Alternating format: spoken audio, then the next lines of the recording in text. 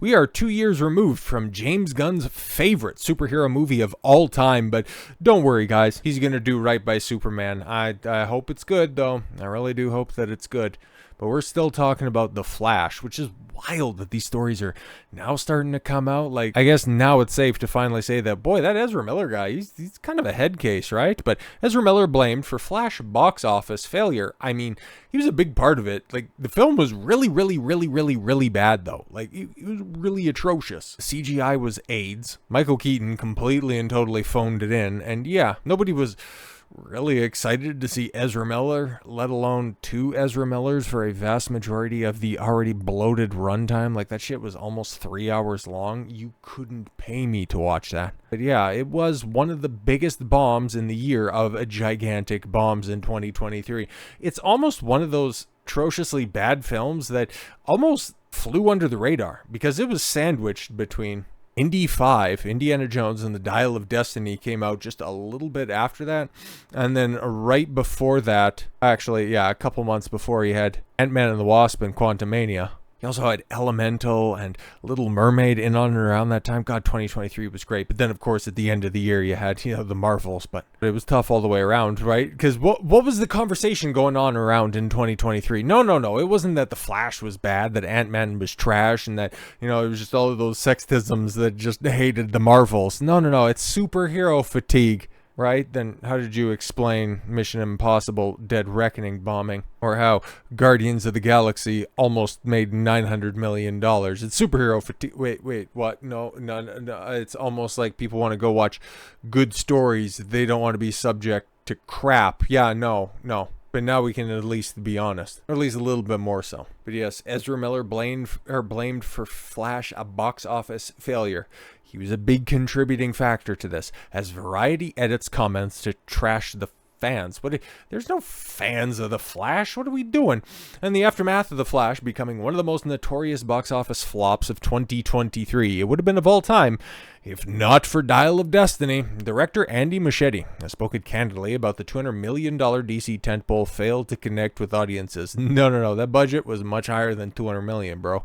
In a recent interview with La Bulera del Cosa, Muschietti pointed to a variety of factors, including Ezra Miller's off-screen controversies. Yeah, and they were so bad because I can remember. Do you remember during that time? But yeah, Ezra Miller was nowhere on the on the promotion tour. Nope, it was Michael Keaton and that's it. Hey, Batman, what's it like to be in this Flash movie? Oh, wait, what? Where's the Flash? Oh, he's in this compound in Vermont handing out bullets to kids. And that's the least controversial thing that I can bring up. I suppose the superhero fatigue plaguing audiences and the film's failure to appeal to all four demographic quadrants, men, women, over and under 25s. Really? However, in a surprising twist, key parts of Muschietti's comments, specifically those referencing Miller's scandals, were omitted in the story published by Variety. What? That's interesting. Okay. In a more complete translation from Spanish provided by Real Anarchy, Muschietti acknowledged Miller's mental health situation and described the ripple effects it had on the film's reception. It's a result of a mental health situation, It turned out that the way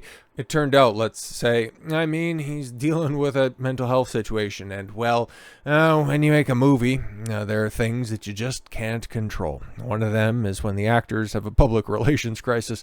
He got into trouble, was arrested in Hawaii, barged his way into a woman's apartment, kidnapped a native girl, kidnapped a single mom and daughter, and stockpiling booze. It was a crazy, man. That was a wild time, man. 2023 was...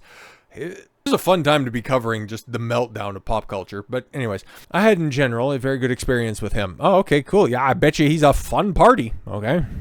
He's a very funny social media video. Okay. The director said he's a great actor. Great comedian. Yeah, he's very funny. I can concur with that. I was very surprised by him. But then, towards the end, I came across all of this, and I said this happened months before the release, just before the premiere, and it was a setback. Despite these comments being an important aspect of his analysis, Variety left them out as its coverage focused solely on Muschietti's remarks about the film's demographic struggles.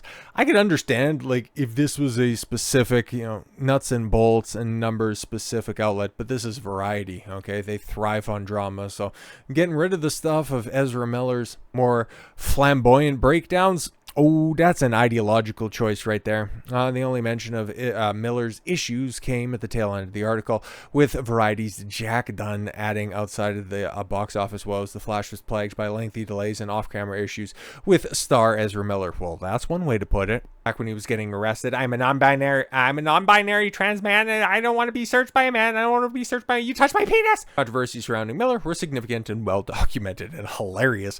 In the year before The Flash released, yes, Miller faced a string of public scandals, including arrests for disorderly conduct, accusations of harassment, and allegations of inappropriate conduct with minors. Yeah, that was one of the native chicks that he abducted.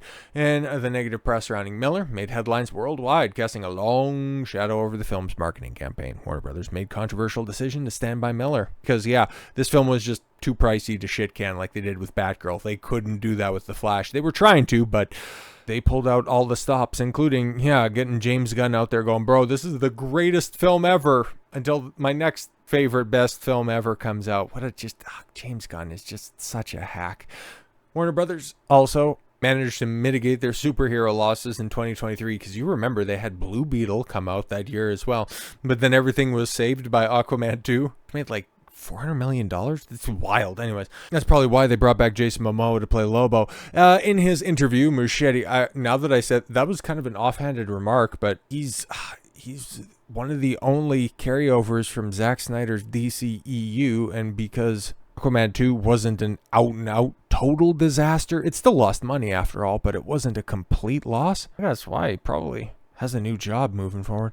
In his interview, Muschietti also detailed the film's challenges with demographic appeal, noting that The Flash struggled to connect with women in particular. Wow, they didn't like somebody, like, normally they like bad guys, so they like bad boys. Just not the creepy cult-like bad boys, apparently. That's the main takeaway Variety had from the interview. With a $200 million movie is made, the studio expects to bring everyone, even your grandmother, to the theater, Muschietti said, noting that studios want blockbuster to appeal to all four quadrants, which include men and women above the age of 25. How do you explain nearly every single one of the billion-dollar films released over the past decade being primarily dominated in one specific quadrant? Most of the superhero films, men and potentially men under the age of 25. That's normally what you're going to get over there. Yeah, sure, you're going to end up getting 30, 40, 50% of the audience, the female numbers, and then you can just break them down appropriately from there. But then you had Barbie being overwhelmingly female. This whole quadrants cope, like, it's just another way to distract you from just really terrible writing. Like, that's something else that hasn't been brought up. Like, Flash was bad. It was really bad. In a private conversation later on, I learned that things like how a lot of people weren't interested in Flash as a character. He's a cool character. He's one of DC's bigger superheroes, but a solo Flash movie, especially with somebody being as fringe as Ezra Miller, like, if they had a notable name for that role, it might have worked. And then especially if this was released like 5 years earlier when it was still stuck in production hell, it might have done numbers, okay? It might not have been an outright flop. Like, the amount of money sunk into this project, unless it was going to make like $1.5 billion, it was going to lose money. And so, yeah, you'd have to do some monumental changes in order to make this one somewhat successful. Half of those four quadrants, the two female ones, many women didn't care about Flash as a character. Of course, those comments don't add up when you consider the CW was practically held afloat by, The Flash, starring Grant Gustin, who ran, for 9 seasons. Jesus. While the character of the Flash may lack the universal appeal of DC icons like Batman, Superman, Wonder Woman, Green Lantern, Muschietti's remarks highlight how the film faced an uphill battle on multiple fronts. Yes, DC's reputation was in steep decline after a string of disappointing releases like Wonder Woman 1984. What a joke. Shazam! Fury of the Gods. That's what came out at the beginning of 2023. My mistake. I forgot about that. That's another one on Rachel Zegler's resume. God, we're just, 6-7 weeks away from the release of that? God, that's going to be so much fun to cover Snow White and Black Adam, all of which further eroded audience interest. Yeah, and then also publicly rebooting your universe when you have, a handful of film still coming out. Even the return to Michael Keaton as Batman, a major selling point for the film's marketing, wasn't enough to save it. But hey, according to Michael Keaton, the check cleared. The omission of Muschietti's comments about Miller from Variety's coverage raises questions about the narrative being shaped around The Flash's failure. By focusing solely on demographics and genre fatigue, mainstream outlets risk ignoring the significant impact of Miller's controversies had on the public perception of the film. And also, it was a bad script. It was a really shitty movie, okay? You can't forget that.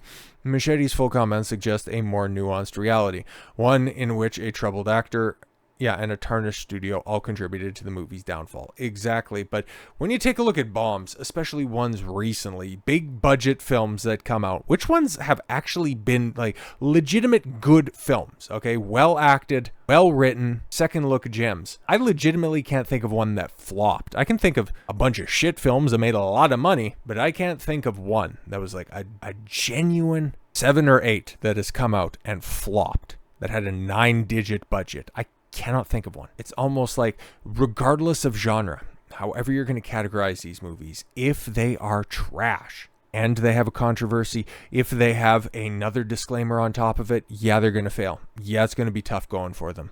But let's not mince words. If these were good films, they would do better. They might not break even. They might still be bombs at the end of the day, but they wouldn't be historic flops like in the case of The Flash. I guess the good news coming out of this is we're never going to have to hear from Ezra Miller ever again. So with all that said, thank you all very much for the gift of your time. I've been Don Consuelo. I want you to follow your gut and get after it. Take care, everyone.